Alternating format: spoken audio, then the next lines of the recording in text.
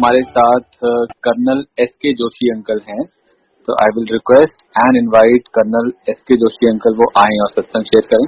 जय गुरु जी। और मेरी तरफ से सभी संगत को सादर नमस्कार है। आज मैं ये सत्संग कर रहा हूँ, समय की कमी है जरूर, तो मैं जितना भी कोशिश करूंगा, जितना मैं कवर कर सकूं उतना कवर करूं। और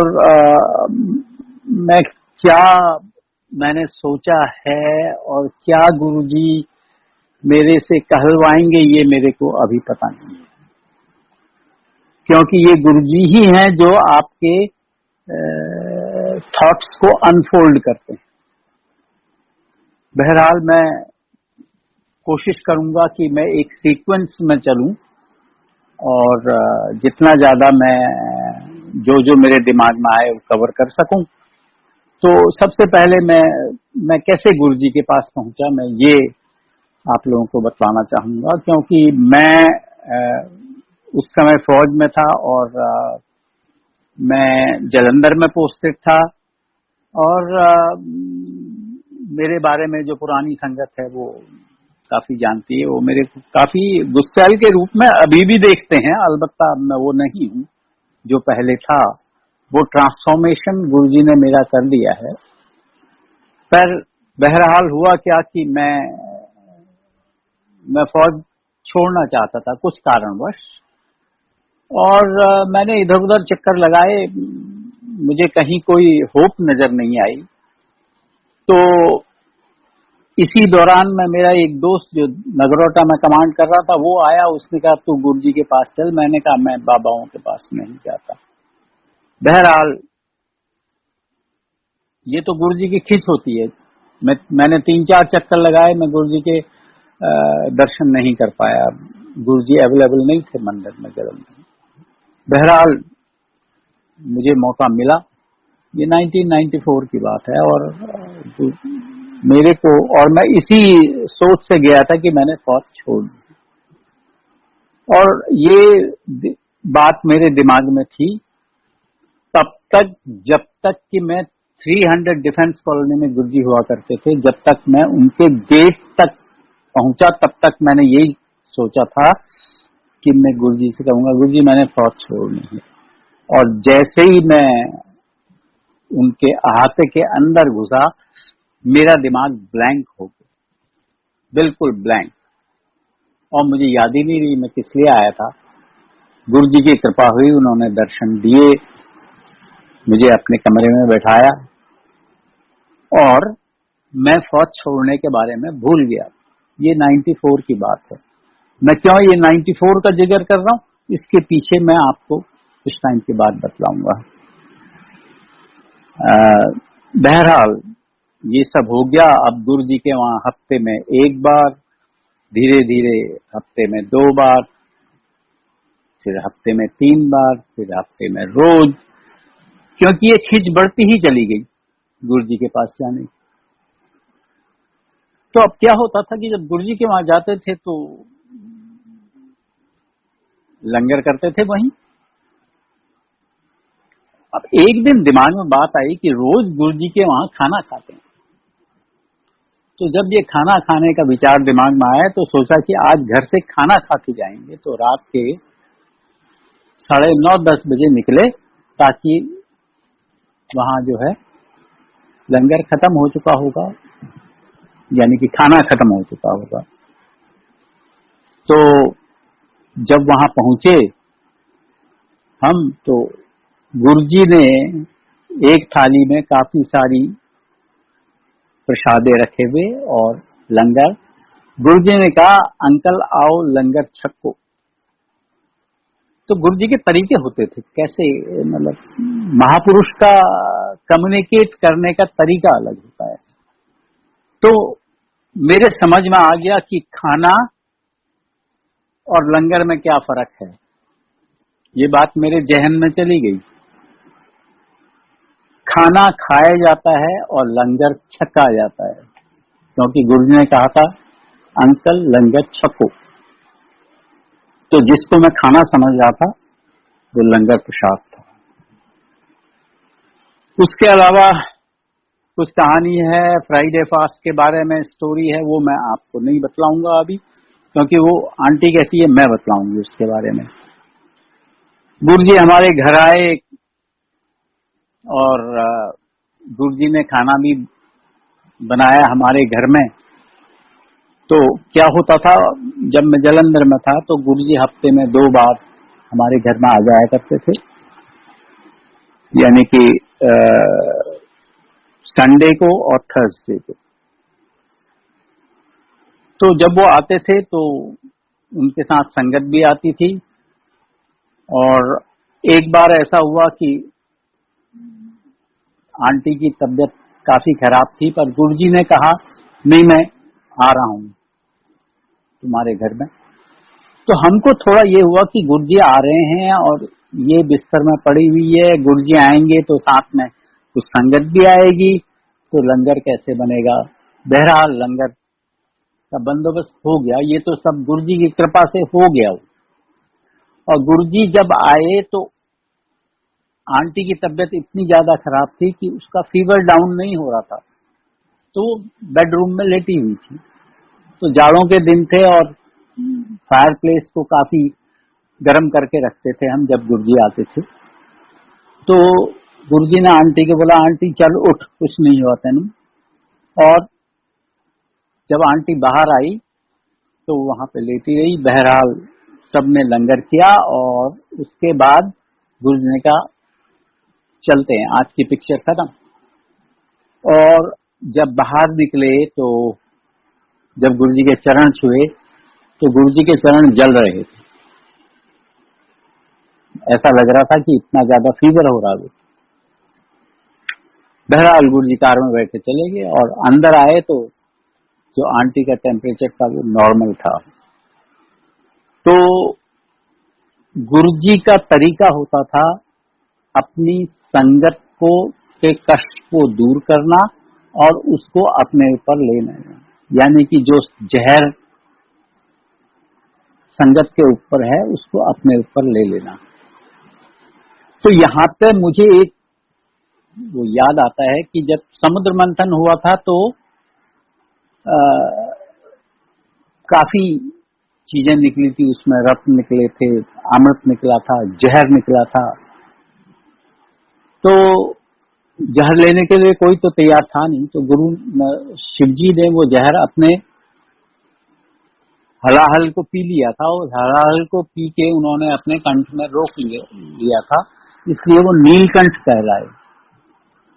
तो गुरुजी का रोल यही था कि अपनी संगत का जो है वो कष्ट अपने ऊपर लेना और फिर अपनी तप की शक्ति से उसको दूर कर देना। तो ये वाकया याद आ गया मेरे को, तो मैंने आपको बतला दिया। उसके अलावा गुरुजी ने हम पे बड़ी कृपा की। गुरुजी ने मेरी जो मैं यूनिट कमांड कर रहा था वहां भी गुरुजी आए, मेरे जवानों को, मेरे जेसीओस को, मेरे ऑफिसर्स को, सबको ब्लेस किया। तो क्या होता है, कस्टमरी होता है जब आपकी यूनिट में कोई आए तो आप सीओ हो तो आपको एड्रेस करना होता है पहले। तो अब गुरुजी के बारे में कुछ कहना, और मैं नया नया ही जुड़ा हुआ था गुरुजी से उस टाइम पे, तो गुरुजी के बारे में कुछ कहना ये तो मतलब बड़ा मुश्किल था। पर देखो गुरुजी कैसे आपके दिमाग में बातें डालते हैं। जब मैं छोटा बच्चा था तो मैं शिव महिम स्तोत्र पढ़ा करता था, और वहां एक वो शिव का मंदिर था, गुफा महादेव बोलते हैं उसे, नैनीताल में। तो वहां मैं जाया करता था अपने फादर के साथ। तो वहां जो बाबा जी थे वो कहते थे तू शिव महिम स्तोत्र पढ़ के सुना मेरे को, तो मैं उनको शिव महिम स्तोत्र सुनाता था। तो शिव महिम स्तोत्र में एक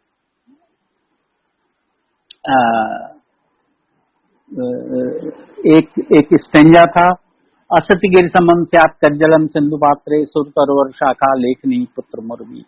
लिखिति अधिकृत्वा शारदा सर्वकालम तदपि तव गुणानामीश पारम्यात्।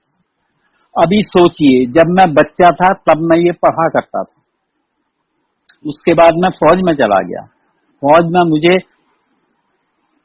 26-27 साल हो गए थे, तो 26-27 साल में आदमी को क्या याद रहेगा। पर ये गुरु जी की प्रेरणा होती है कि मेरे को ये श्लोक याद आया और मैंने यही श्लोक इंट्रोडक्शन में बोला। इसका मीनिंग है असत्य गिरि समम स्यात् कज्जलम सिंधु पात्रे, यानी कि ये जो कृष्ण पर्वत है या सुमेरु पर्वत है, उसका पाउडर बना दिया जाए और समुद्र में घोल दिया जाए। सुरतरवर शाखा, जितने भी पेड़ पौधे हैं उनकी जो है कलमें बना दी जाएं या कल्प वृक्ष की कलम बना दी जाए, और सरस्वती लिखती रहे, पूरा ब्रह्मांड कागज के रूप में हो, तो स्याही खत्म हो जाएगी, कलमें खत्म हो जाएंगी, पर हे गुरु तेरे गुणों का वर्णन खत्म नहीं हो सकता। तो ये मैंने स्टेंजा सुना दिया। और उसके बाद क्या हुआ, जब भी गुरु जी मुझसे सत्संग करने को बोलते थे, कहते थे वो श्लोक सुना दो, तो वो बाद में एक बार फिर सुनाऊंगा इसको। अब क्या हुआ कि गुरुजी जो है उसके बाद कुछ टाइम के लिए यहाँ पर आ गए जीके में।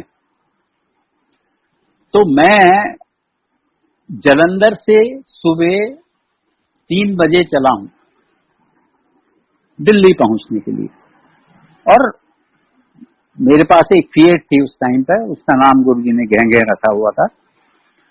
तो वो फिएट लेके मैं आ रहा था और मेरा इरादा ये था कि 7-8 घंटे की ड्राइव है, मैं 11 बजे तक दिल्ली पहुंच जाऊंगा। पर हुआ क्या कि जब मैं चल पड़ा वहां से जालंधर से, तो मेरी आदत थी कि गाड़ी में कोई भी गेज जो है, जो भी इंस्ट्रूमेंट लगे हुए हैं वो ठीक तरह से काम करने चाहिए, और मेरा चार्जिंग करंट बहुत ज्यादा आ रहा था। तो मैंने इसको चेक कराने के लिए पहले लुधियाना में गाड़ी रोकी, वहां चेक कराया, उसने कहा कोई प्रॉब्लम नहीं है, ठीक हो जाएगा। एक थोड़ा उसने स्क्रू टाइट किए, उसके बाद आगे चला, करनाल पहुंचे, हालत वही, चार्जिंग करंट बहुत ज्यादा हो रही थी। करनाल से पानीपत पहुंचे, पानीपत में मैंने कहा कि यार फिर चेक करो, फिर वही हालत। तो मैंने कहा इसका जो अल्टरनेटर डायनेमो सब चेंज कर लो, बदली करवा दिया मैंने कहा यार इसके बाद अगर आगे प्रॉब्लम आएगी तो क्या करूंगा। तो 20 किलोमीटर पानीपत से आगे निकला तो फिर वही प्रॉब्लम। तो मैंने वो तार जो स्नैप करना था वो स्नैप कर दिया, और जब मैं उससे आगे निकला हूं तो सड़क में डेड बॉडीज पड़ी हुई। बहरहाल हम उनको देखते हुए आगे निकल गए, मंदिर पहुंचे। जब मंदिर पहुंचे तो गुरुजी ने कहा आज तेरे सारे ग्रह कटते, और अपने ड्राइवर को बोला जोशी दी गड्डी लेके जा और चेक करा की खराबी है ਇਹਦੇ ਵਿੱਚ। तो सगन गुरुजी का ड्राइवर था, वो मेरी गाड़ी लेके गया जहां गुरुजी की गाड़ी जाती थी, और उसने चेक किया, उसने कहा यार कोई प्रॉब्लम ही नहीं है तुम्हारी गाड़ी में। तो कैसे गुरुजी आपको तकलीफ से, आपको कष्ट से निकालते हैं, ये इसकी एक एग्जाम्पल है। उसके बाद मैं और मेरा बेटा जालंधर, हमको आदेश हुआ कि हम जालंधर के मंदिर में ही रुकेंगे, तो हम जालंधर के मंदिर में रुके। जबकि आंटी को इंस्ट्रक्शन मिले कि वो सुधा आंटी के वहां रहेगी, यानी कि सुल्तानपुर में, ना जीके के मंदिर में, सॉरी जीके के मंदिर में हम रहे, मैं और मेरा बेटा नितिन। तो और आंटी रही सुधा आंटी के वहां। तो हम रोज मंदिर की, गुरुजी के आने से पहले, गुरुजी तकरीबन 11 बजे पहुंचते थे जीके के मंदिर में, उससे पहले हम पूरी सफाई करते थे। बाथरूम की, किचन की और सब जगह की पूरा धोते थे, बाहर का बरामदा, अंदर भी। तो एक दिन गुरुजी आए, गुरुजी ने कहा सफाई ठीक नहीं है, और गुरुजी सीधे अपने कमरे में चले गए। हाँ, हमारा दिमाग बड़ा वाकई, क्या चीज, कहाँ सफाई नहीं है। तो दोबारा सारा कुछ चेक किया और मिला क्या कि जो डस्टबिन था वो हमने खाली नहीं किया था। तो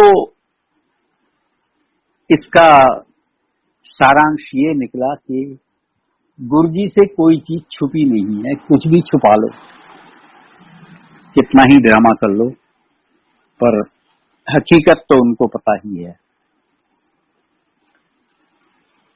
और इसी तरह गुरुजी को सफाई का इतना वो था कि जालंधर में भी किचन का रोज इंस्पेक्शन होता था संगत के जाने के बाद।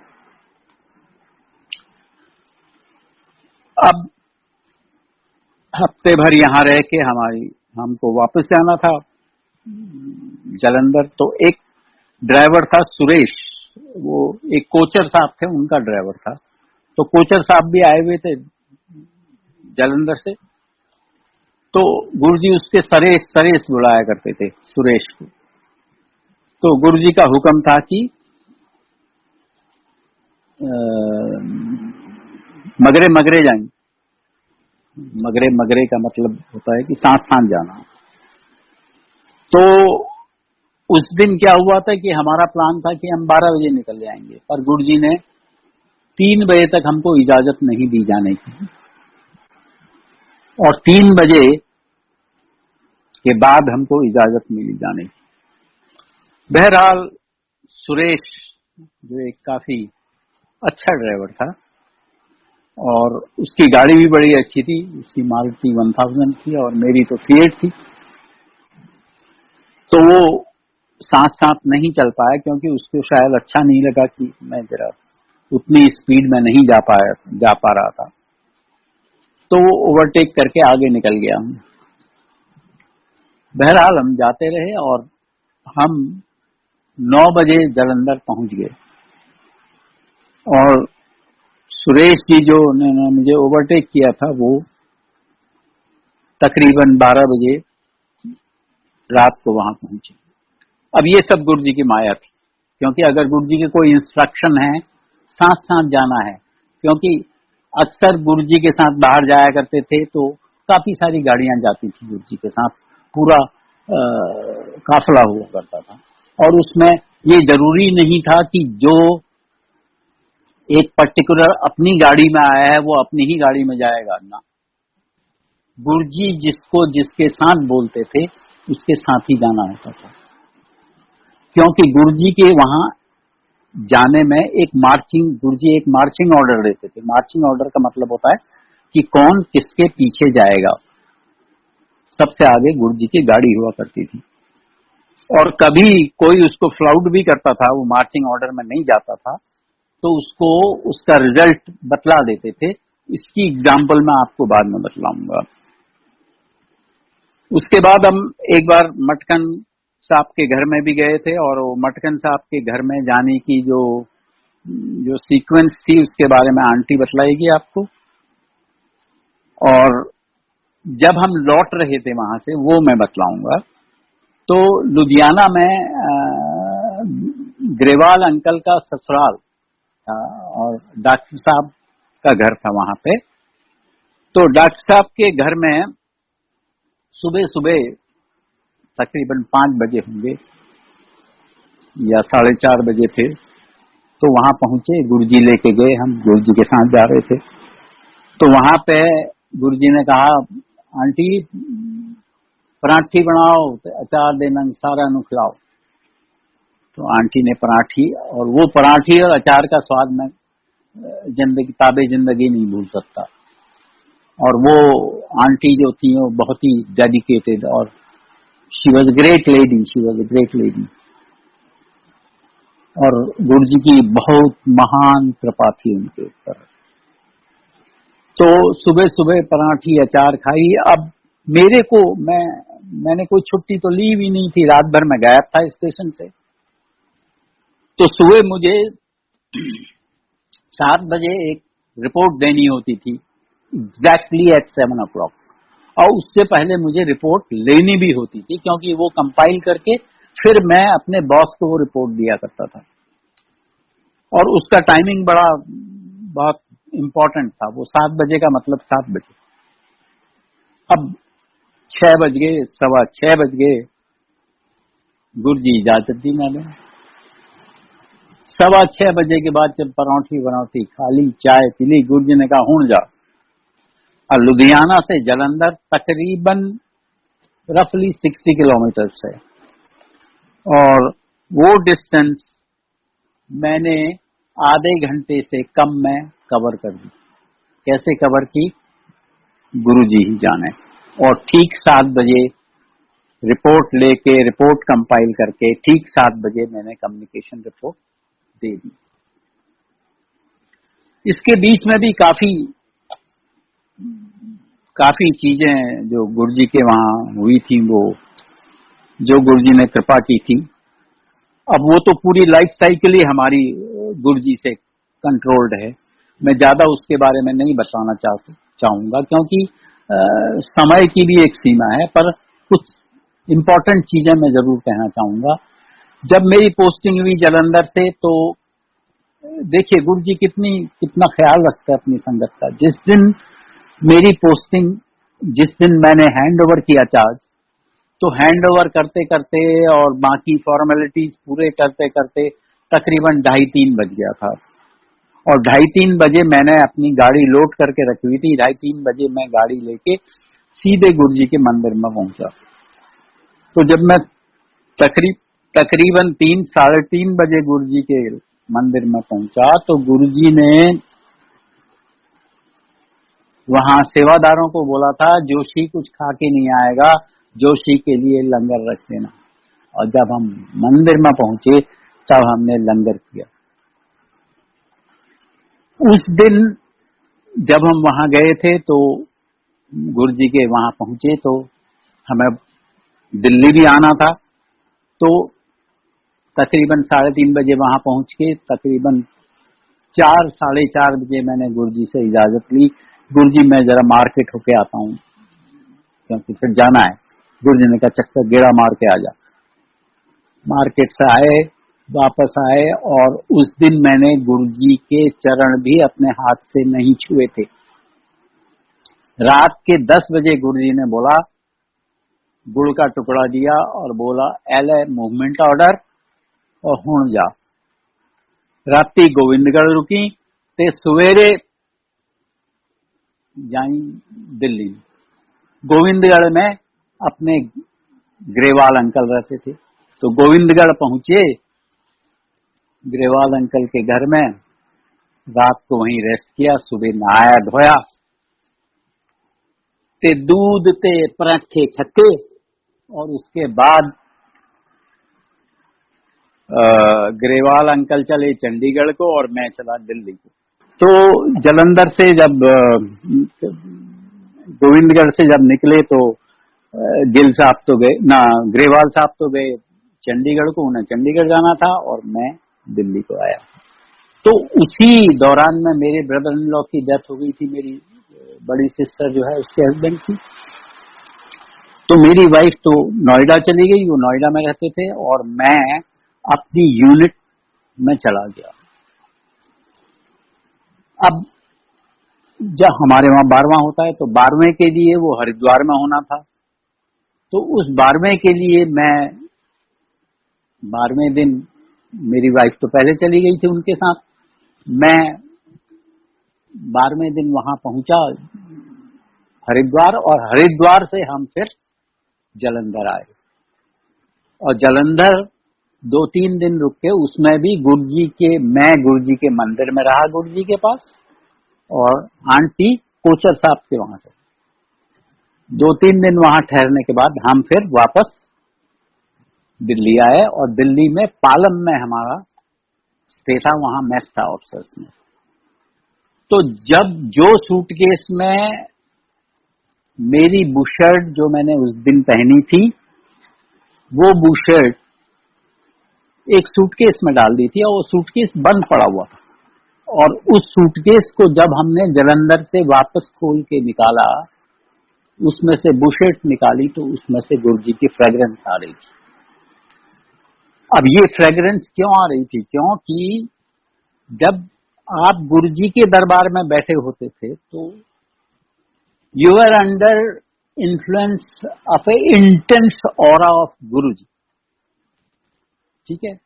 और उस ऑरा की बदौलत आपके कपड़ों से और आपके बदन से भी खुशबू आती थी। और उसके लिए भी क्या था, जो मैं बतलाना चाह रहा हूं, कि क्या होता है कि ट्रांसमीटर तो अपनी एनर्जी ट्रांसमिट करता रहता है, पर अगर रिसीवर ट्यून नहीं हो तो आपको वो चीज मिलेगी नहीं।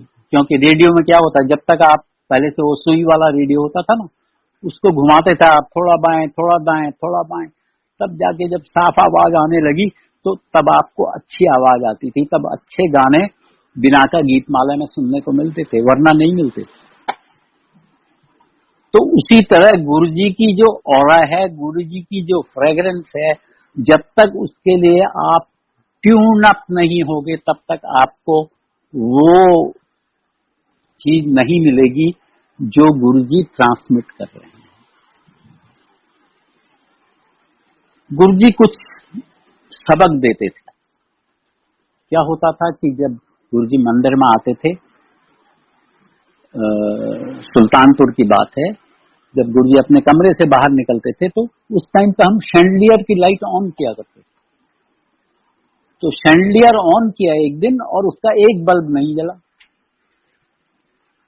तो गुरुजी ने जाते हुए बोला, 10 के कितना थे फिर की कितना। I mean to say, if you have to be told to do a thing, then you have not done your job. इसका मतलब है कि वो शैंडलियर का बल्ब आपने पहले चेक करना था और वो खराब था तो उसको रिप्लेस करना चाहिए। तो सीख महापुरुष नु देख के चीज लानी चाहिए दी। हम भी सेवादार थे, थोड़ा चौधरी बन गए थे तो थोड़ा सा सीना चौड़ा हो गया था। तो गुरुजी के लिए जब गुरुजी आते थे ऊपर के कमरे से नीचे नहा धो के और कपड़े पहन के, तो उनके लिए लस्सी लेके जाते थे, ठंडी, चिल्ड, सुपर चिल्ड। और ये मेरा ही काम था वो लस्सी लेके जाने का। तो मेरा भी सीना थोड़ा चौड़ा हो गया था कि मैं थोड़ा इम्पोर्टेंट सेवादार हूं। तो हुआ क्या कि एक दिन लस्सी लेके गए, वो गिलास को एक कटोरी से ढक के ले जाते थे और गुरुजी का एक सेपरेट अलमीरा था जिसमें गुरुजी के बर्तन रखे रहते थे सुल्तानपुर। तो जब वो कटोरी से ढक के ले गया और वहां कटोरी जब मैंने गुरुजी के सामने उठाई, गुरुजी को लस्सी सामने रखने के लिए, तो लस्सी के अंदर अचार, यानी कि उस कटोरी में अचार कहाँ से आया, कैसे आया, क्या आया, कुछ पता नहीं था। तो गुरुजी ने कहा, जो ना महापुरुष लई केड़ी कोई चीज लेके आंदे ते उन्हें चेक करके लेके आंदे। You can imagine my flight at that time. मतलब काटो तो खून नहीं, धरती ऐसा लग रहा धरती खसक जाए और मैं समा जाऊं उसमें, क्योंकि ये बहुत बड़ी गलती थी। तो गुरुजी ने वो लेसन सिखा दिया कि सीना चौड़ा मत करो, काम ठीक तरह से करो, ठीक है। उसके बाद फिर एक मौका आया कि हमको तो रात को देर में ही छुट्टी मिलती थी, 2, 2:30, 3 बजे। गुरुजी को सुबह पंजाब जाना था। गुरुजी ने कहा मूली के पराठे बना के ले आना सवेरे। छुट्टी मिली, अब 5 बजे मूली के पराठे लेके पहुंचना चाहिए। तो एज यूजुअल हमने कहा नहा धो के फिर बनाएंगे मूली के पराठे। तो नहाने धोने में लगे, मूली के पराठे बने और जब लेके वापस सुल्तानपुर पहुंचे तो उस समय 5:05 हुए थे। तो गुरुजी ने कहा uncle you are late. Guruji gate पर खड़े थे। तो ये समय की परिभाषा थी गुरु जी की। तो सबक सीखने के लिए मैं इसलिए दे रहा हूं इनका रेफरेंस, क्योंकि ये जो मेरे साथ प्रैक्टिकली हुआ। गुरु जी प्रसाद दिया करते थे, जो कुछ भी मिठाई आती थी वो हम लोग क्या करते थे, क्योंकि हमको पता होता था क्या क्या मिठाई आई है। बेसन के लड्डू आए हैं, मोतीचूर के लड्डू आए हैं, या कोई काजू कतली लाया है, तो वही थाल में लेके या तो विपी जाता था या कभी कभी मैं भी चला जाता था। तो हमारा क्या होता था कि हम, क्योंकि अंदरूनी थे, चौधरीपना थोड़ा तो था ही, तो ये था कि कौन सी मिठाई खानी है उसके लिए जो है लाइन में उसी हिसाब से चलना है, जब वो मिठाई वहां परात में रखी होगी। और होता क्या था, अगर बेसन का लड्डू नहीं खाने की सोची है और जब काजू की कतली गई तब लाइन में लगना है, तो जब नंबर आता था तो बेसन का लड्डू ही मिलता था कि भैया it is not your choice, what Guruji is giving you is his choice. You cannot exercise your choice when Guruji is giving you something. Guruji is giving you prasad. Guruji कहते होंगे सी कि ड्राइवर और मालिक नाल लंगर छके तां गल बनू, क्योंकि this is what Guruji's teaching was। और वो चार लोग एक थाली में खाना खाना, उसका क्या महत्व था, ये महत्व था ड्राइवर और मालिक नाल लंगर करे। और उसमें शब्द भी है, एक दृष्टि कर समसर जानी, यानी कि सारे संसार को एक ही दृष्टि से देखना है, गरीब हो अमीर हो, सोशल स्टेटस कुछ भी हो। That is where the concept of social equality was there. ये गुरु जी की सीख हुआ करती थी। अलग अलग भ्रांतियां आ जाती हैं, उसमें है ये करो वो करो वो करो, पर गुरु जी कहते होंगे सी हर बंदे लई वखरा इंजेक्शन होता है, एक कोई इंजेक्शन हर बंदे नूं नहीं लगा सकते। तो अगर कोई चीज मुझे बोली गई है तो मेरे लिए लागू है, और कोई चीज दूसरे के लिए बोली गई है तो उसके लिए लागू है। तो ये गुरु जी के कुछ मेरे दिमाग में थे, तो मैंने सोचा इसके बारे में बता दूं। एक बिनी सिंह थी, जो बिनी सिंह का एपिसोड मैं बतलाना चाहूंगा कि बड़े मंदिर में गुरु जी ने कहा बिनी सिंह ने बुला के लेके आ जा। गुरु जी अंदर लंगर कर रही थी कमरे च। अब मेरे को ये पता नहीं बिनी सिंह है कौन, मैंने तो नाम ही पहले बार सुना था। और गुरु जी के वहां जाके, उस समय हम बोलते भी नहीं थे गुरु जी के वहां, बिल्कुल गुरु जी के सामने। अब बिनी सिंह को कैसे लोकेट किया जाए, हॉल में चारों तरफ नजर घुमाई, कुछ समझ में नहीं आया, तो मैंने कहा बाहर भी देख लेते हैं। तो बाहर गया और एक लेडी के पास मैं गया, मैंने कहा आर यू बिनी सिंह? उसने कहा हाँ। मैंने कहा गुरु जी इज कॉलिंग यू इनसाइड। तो मैं इस एग्जाम्पल को क्यों दे रहा हूँ, इस एपिसोड के बारे में क्यों बतला रहा हूँ, this is how Guru ji controlled you, your mind in taking you to the destination. Now I'll tell about destination later on. Light of Divinity की कुछ बातें हैं जो मैं आपको बाद में पढ़ के सुनाऊंगा, चाहो या अभी बतानी है तो। मुझे कितना समय और है Kunal? Uncle, you can take your time, please. Okay, then I'll read it later. Sure, Uncle.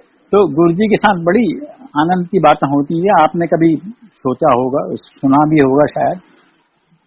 गुरुजी के वहां दूध मिलता था जलंधर में पीने को रात को, जो जिसमें कि कोक या फंटा बीट होके आता था। आज कोक वाला दूध बना दे वर्मा, आज फेंटा डाल के दूध बना दे, तो वर्मा अंकल वो दूध बना के संगत को देते थे। उस समय 3-4 लोग हम हुआ करते थे गुरुजी के दरबार में। बाहर जो बरामदा है गुरुजी के मंदिर में, वहां पे गुरुजी लेटे हुए होते थे। So this is how the things used to happen. अब जब मैं मार्चिंग ऑर्डर की मैंने पहले बात की थी आपसे, तो उसमें क्या हुआ कि एक बार हम निर्मला आंटी जो जलंधर में हैं, उनके घर से लौट रहे थे। तो मैंने जैसे बतलाया, गुरु जी का काफिला चलता था, उसमें ऑर्डर ऑफ मार्च होता था और गुरु जी कहते नाले मगरे मगरे लाओ गड्डी। तो एक ब्रिगेडियर साहब थे, उनको ये ध्यान था कि मेरे को जालंधर के बारे में और जालंधर की सड़कों के बारे में बहुत कुछ पता है। तो वो अपने वो लाइन से तोड़ के वो चाहते थे कि मैं मंदिर पहले पहुंच जाऊं और गुरु जी को रिसीव करूं। पर गुरु की माया तो गुरु ही जाने। गुरु जी पहुंच गए, वहां बैठ गए अंदर और चाय प्रसाद सर्व होने लगा मंदिर के अंदर। तो थोड़ी देर के बाद ब्रिगेडियर साहब पहुंचे। तो गुरु जी का रिमार्क क्या था उस समय, ब्रिगेडियर साहब ऐस करके ही तो जनरल नहीं बने ना। और इसको आप सोच सकते हैं इसके पीछे कितनी मीनिंग है। यानी कि जो गुरु जी ने हुक्म दिया है उसको फॉलो करो, बस दैट्स अबाउट ऑल। और उसके अलावा जो आपको जिस चीज का ज्ञान देना है वो गुरुजी अपने आप देते थे। इसकी एक छोटी सी एग्जांपल मैं आपको दूंगा।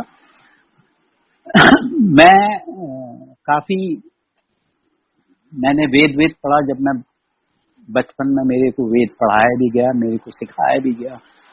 तो उसमें वेद में एक पुरुष सूक्त जो है वो 16 मंत्रों का जो एक 16 ऋचाएं हैं उसमें, उसको पुरुष सूक्त बोलते हैं। और वो उसमें महापुरुष के बारे में बतलाया गया है। तो जो मीनिंग हमने समझी, जब तक मुझे पूरा वो याद हो गया था, जो मीनिंग जो उसका अर्थ हमें समझ में आया वो ये था कि हजारों हैं सर जिसके, हजारों हैं आंखें जिसकी, सहस्त्र शीर्षा पुरुष सहस्राक्ष, हजारों हैं आंखें जिसकी सहस्राक्ष, सहस्त्र हजारों हैं पैर और हाथ जिसके, सबू मिगुम वो जमीन से 10 अंगुल ऊपर है। तो ये मीनिंग है उस श्लोक की।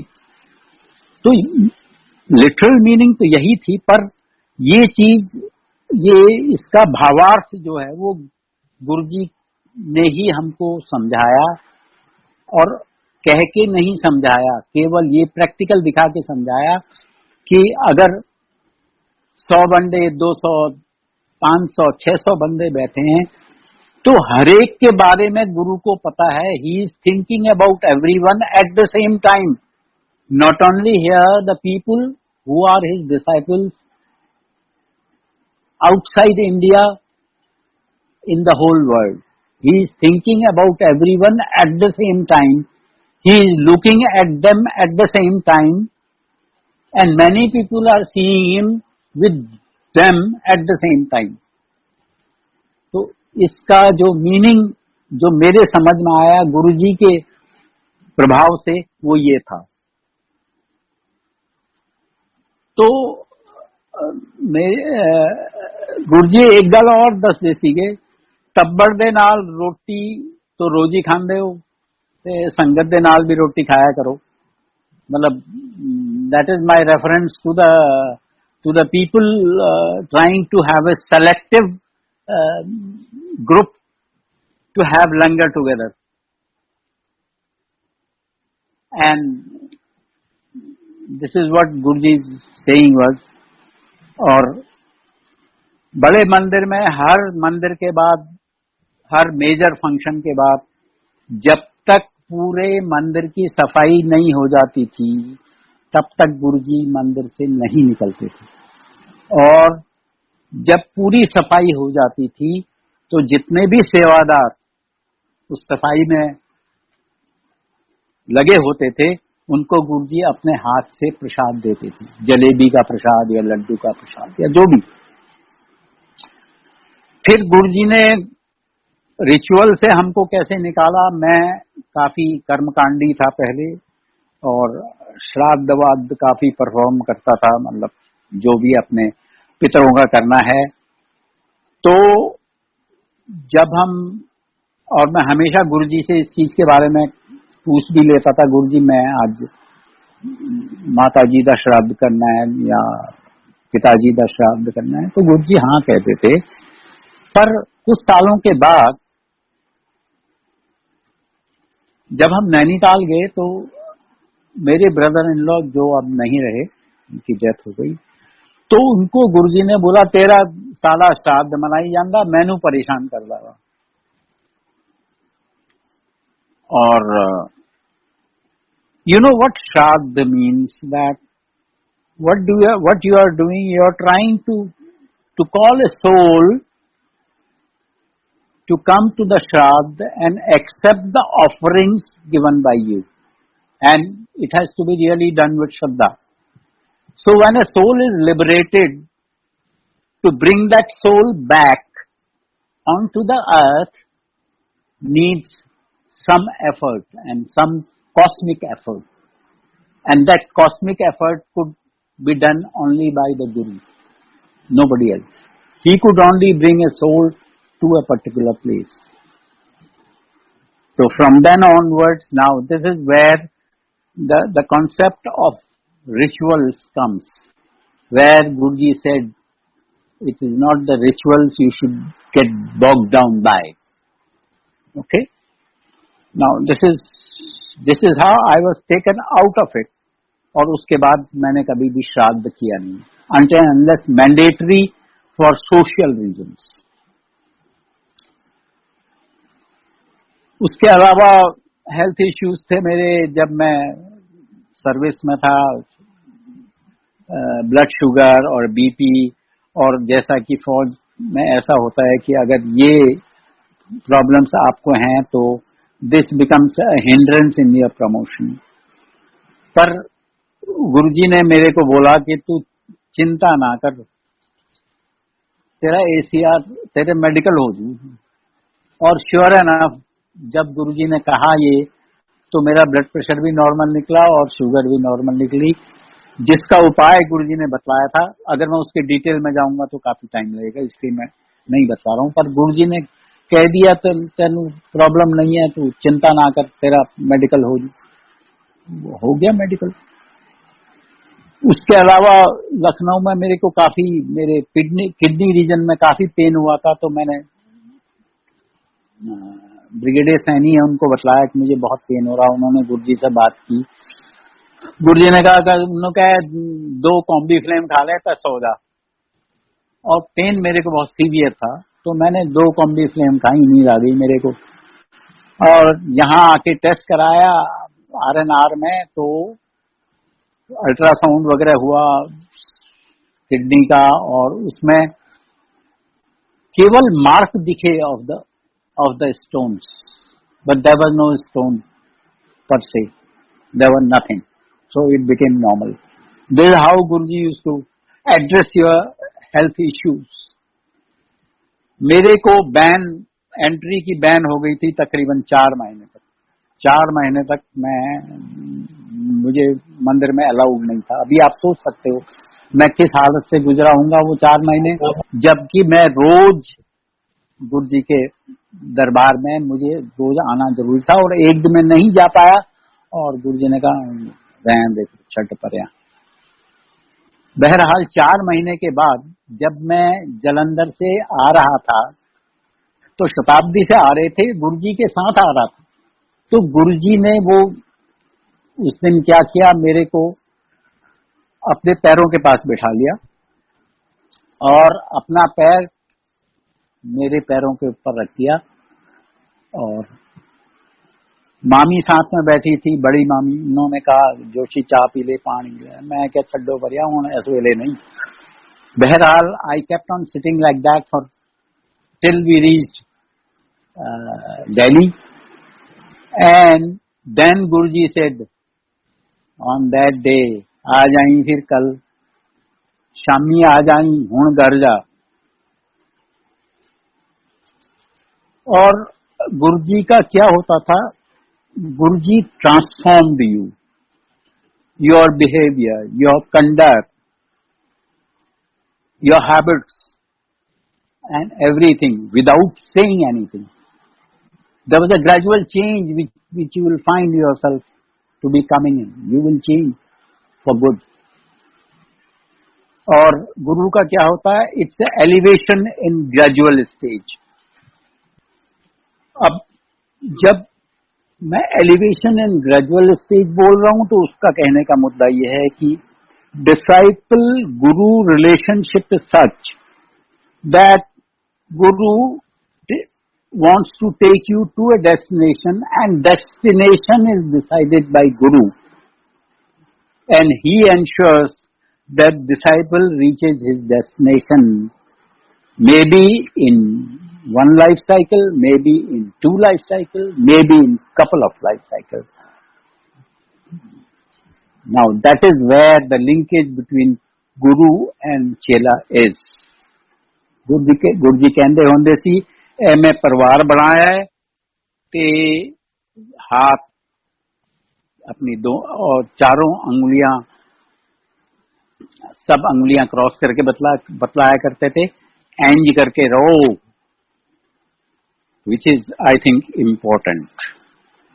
Now please bear with me, which I feel important, because light of divinity जो लिखी गई थी, इसके बारे में जित्तू ने भी बतलाया होगा कि गुरुजी किसी को तो बोलते थे कि लिख के ले आई, किसी को बोला कैसेट में रिकॉर्ड करके ले आई, किसी के लिए बोला गुरुजी ने जित्तू तू जा, नोट करके लेके आई, उससे घर जाके सुन के आ। और ये होता था कि रात को कई बार 2-2:30 बजे गुरुजी ने वो रिटर्न स्क्रिप्ट या सीडी या पकड़ानी और कहना पहले जित्तू नू दई फिर अपने घर जाए। Now the light of divinity book जो थी ये तैयार हो गई थी, पर गुरुजी ने इसको रिलीज करने के लिए परमिशन नहीं दी। पर कुछ चीजें ऐसी हैं जो लाइट ऑफ डिविनिटी में मेरे को बहुत अच्छी लगी, तो मैं उनको पढ़ के सुना देता हूं आपको। There are no words to describe or evoke a Mahapurush like Guruji, for words cannot capture the infinite. Like signposts, they can only indicate the way and help the traveler along. They are merely, with the blessings of Guruji, catalysts. They are not him, and therefore they should be taken as tools and discarded once they have been made use of. It is now said that he attained Mahasamadhi on 31st May 2007, and we believe it because we had begun to know him as a body and a personality. We had become attached to him. His body was gone. He drew the curtains on the role he chose to play, for he was an avatar, a descent of divinity into flesh. He was Shiva and love incarnate. His Maya was so powerful, and its beguiling behest, we saw him as a body and as a person. Yet it was never so. He was an is Ek Onkar. Our Guruji is a mirror put before our eyes so that we can recognize ourselves. I would not like to elaborate on it because it is elaborated in couple of shabads which are there. The Guru's call is to divine in you. His words or shabad is his hukam or faith is like the pebble that hits the lake. The entire lake shivers with the form of its energy, and know that this energy is contagious. It is inescapable. Meeting the Guru or having his darshan is not like going for a social visit. It is like going to war knowing you are going to lose.